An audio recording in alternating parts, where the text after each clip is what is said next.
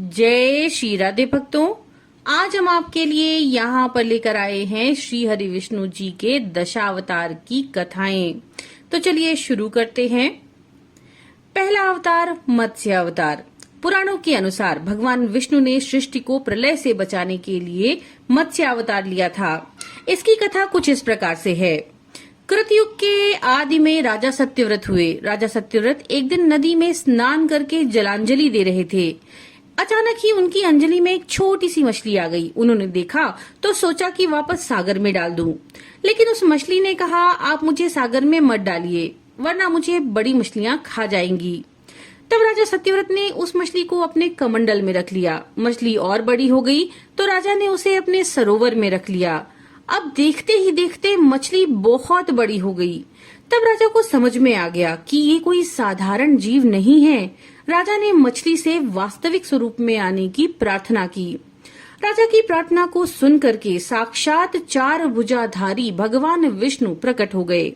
उन्होंने कहा, ये मेरा मत्स्यावतार है। भगवान ने सत्यव्रत से कहा, सुनो राजा सत्यव्रत, आज से 7 दिन बाद प्रलय आएगा। तब मेरी प्रेरणा से एक विशाल नाव तुम्हारे पास आएगी। तुम सप्त ऋषियों, औषधियों, बीजों और प्राणियों के सूक्ष्म शरीर को लेकर उसमें बैठ जाना।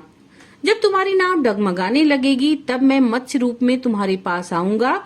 उस समय तुम वासुकी नाग के द्वारा उस नाव को मेरे सींग से बांध देना। उस समय प्रश्न पूछने पर मैं तुम्हें उत्तर दूंगा, जिससे मेरी महिमा, जो परब्रह्म नाम से विख्यात है, तुम्हारे हृदय में प्रकट हो जाएगी। तब समय आने पर मत्स्य रूपी धारी भगवान विष्णु ने राजा सत्यव्रत को तत्व ज्ञान का उपदेश दिया, जो कि मत्स्य पुराण के नाम से प्रसिद्ध है। दूसरा अवतार कूर्म अवतार। धर्म ग्रंथों के अनुसार भगवान विष्णु ने कूर्म यानी कि कछुए का अवतार लेकर के समुद्र मंथन में सहायता की थी। भगवान विष्णु के कूर्म अवतार को कच्छप अवतार भी कहते हैं और इसकी कथा कुछ इस प्रकार है। एक बार महर्षि दुर्वासा ने देवताओं के राजा इंद्र को श्राप देकर के श्रीहीन कर दिया। इंद्र जब भगवान विष्णु के पास गए तो उन्होंने समुद्र मंथन करने के लिए कहा। तब इंद्र भगवान विष्णु जी के द्वारा कहे अनुसार दैत्यों और देवताओं के साथ मिलकर समुद्र मंथन के लिए तैयार हो गए। समुद्र मंथन करने के लिए मंदरांचल पर्वत को मथानी और नागराज वासुकी को नेति बनाया गया। देवताओं और दैत्यों ने अपना मतभेद भुलाकर मंदरांचल को उखाड़ा और उसे समुद्र की ओर लेकर के चल दिए, लेकिन वो उसको ज्यादा दूर तक नहीं ले जा पाए। तब भगवान विष्णु ने मंदरांचल को समुद्र तट पर रख दिया।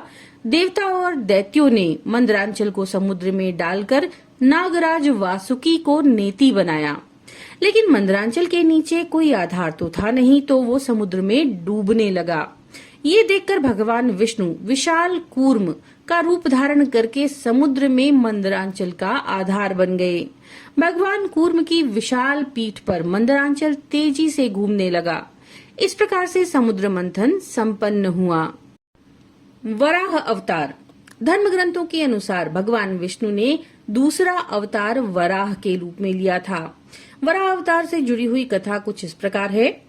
पुराने समय में दैत्य हिरण्याक्ष जब पृथ्वी को ले जाकर के उसने समुद्र में छिपा दिया, तब ब्रह्मा जी की नाक से भगवान विष्णु वराह रूप में प्रकट हुए। भगवान विष्णु के इस रूप को देखकर सभी देवताओं, ऋषि मुनियों ने उनकी स्तुति की। सबके आग्रह पर भगवान वराह ने पृथ्वी को ढूंढना प्रारंभ किया और अपनी थूथनी की सहायता से उन्होंने पृथ्वी का पता लगा लिया। समुद्र के अंदर जाकर अपने दांतों पर रखकर वो पृथ्वी को बाहर लेकर आए। जब हिरण्याक्ष दैत्य ने ये देखा तो उसने भगवान विष्णु के वराह रूप को युद्ध के लिए ललकारा। दोनों में भीषण युद्ध हुआ। अंत में भगवान वराह ने हिरण्याक्ष का वध कर दिया। इसके बाद भगवान वराह ने अपने खुरों से जल को स्तंभित कर उस पर पृथ्वी को स्थापित कर दिया। भगवान नरसिंह अवतार। भगवान विष्णु ने नरसिंह अवतार लेकर दैत्यों के राजा हिरण्यकशिपु का वध किया। इस अवतार की कथा कुछ इस प्रकार है। धर्म ग्रंथों के अनुसार दैत्यों का राजा हिरण्यकशिपु स्वयं को भगवान से भी ज्यादा बलवान मानने लगा। उसे मनुष्य, देवता, पक्षी, पशु न दिन में, न रात में, न धरती पर, न आकाश पर, न अस्त्र, न शस्त्र, किसी से भी वो मर नहीं सकता, ऐसा वरदान प्राप्त था। उसके राज्य में जो भी भगवान विष्णु का पूजन करता उसे दंड दिया जाता। लेकिन उसका जो पुत्र था यानी कि प्रहलाद, बचपन से ही भगवान विष्णु का बहुत बड़ा भक्त था। ये बात जब हिरण्यकशिपु को पता चली तो वो बहुत क्रोधित हुआ। प्रहलाद को समझाने का उसने बहुत प्रयास किया, लेकिन प्रहलाद तो माना नहीं। तब हिरण्यकशिपु ने उसे मृत्यु दंड दे दिया। हर बार भगवान विष्णु के चमत्कार से वो बचता गया। हिरण्यकशिपु की बहन होलिका, जिसे अग्नि से ना जलने का वरदान प्राप्त था, प्रहलाद को लेकर धधकती हुई अग्नि में बैठ गई।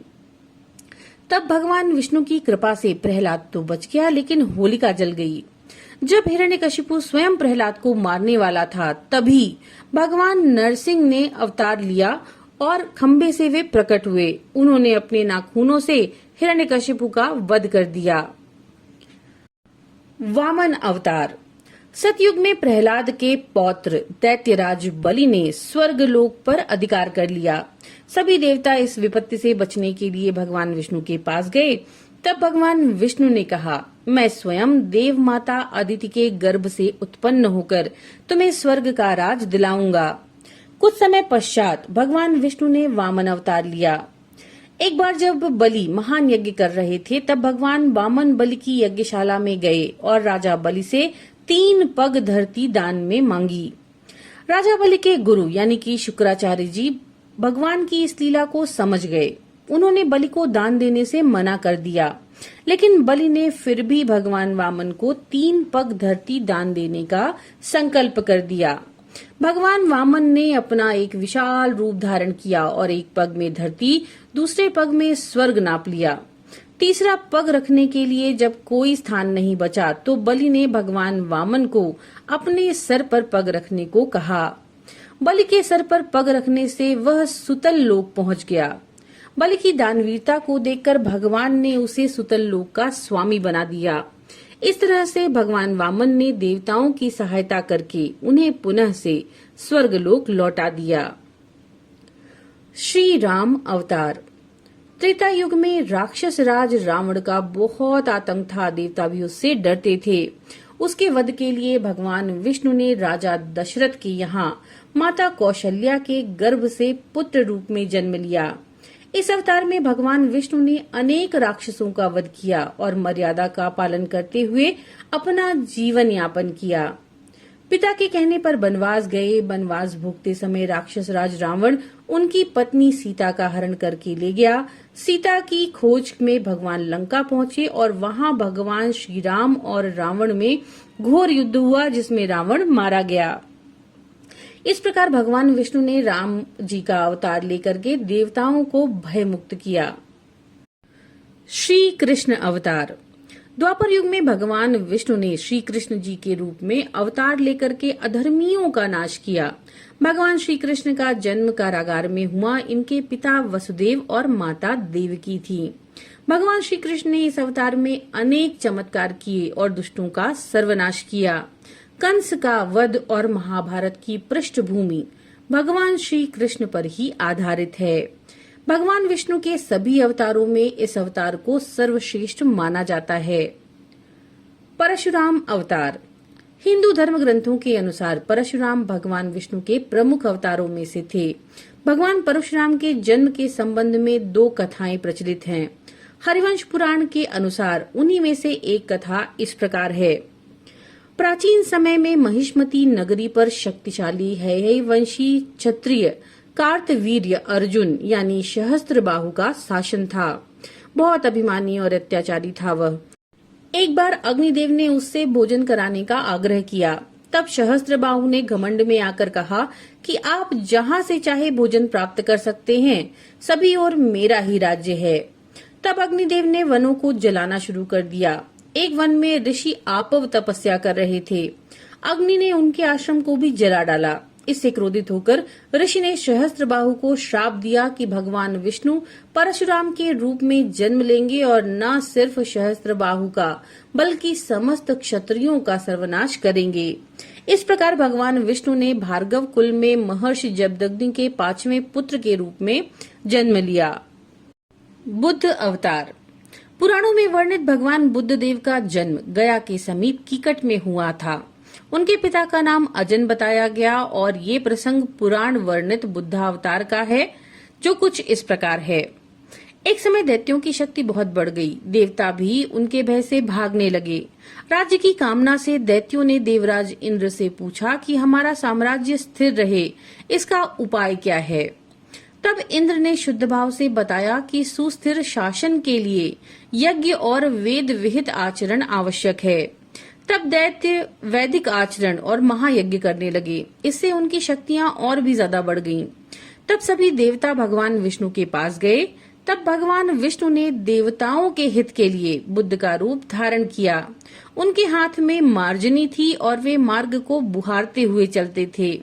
इस प्रकार भगवान बुद्ध दैत्यों के पास पहुंचे और उन्हें उपदेश दिया कि यज्ञ करना पाप है, यज्ञ से जीव हिंसा होती है, यज्ञ की अग्नि से कितने प्राणी भस्म हो जाते हैं। भगवान बुद्ध के उपदेश से दैत्य प्रभावित हुए। उन्होंने यज्ञ और वैदिक आचरण करना छोड़ दिया। इस कारण से उनकी शक्ति कम हो गई और देवताओं ने उन पर आक्रमण करके पुनः से अपने राज्य को प्राप्त कर लिया। कल की अवतार। धर्म ग्रंथों के अनुसार भगवान विष्णु कलयुग में कल के रूप में अवतार लेंगे। कल की अवतार कलयुग व सतयुग के संधि काल में होगा। ये अवतार 64 कलाओं से युक्त होगा। पुराणों के अनुसार उत्तर प्रदेश के मुरादाबाद जिले के शंबल नामक स्थान पर विष्णु यसा नामक तपस्वी ब्राह्मण के घर भगवान कल की पुत्र रूप में जन्म लेंगे। कल की देवदत्त नामक घोड़े पर सवार होकर संसार से पापियों का विनाश करेंगे और धर्म की पुनः स्थापना करेंगे।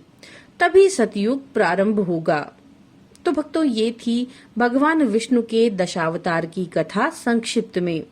हम आशा करते हैं ये कथा आपके लिए रुचिकर होगी। नमो नारायण।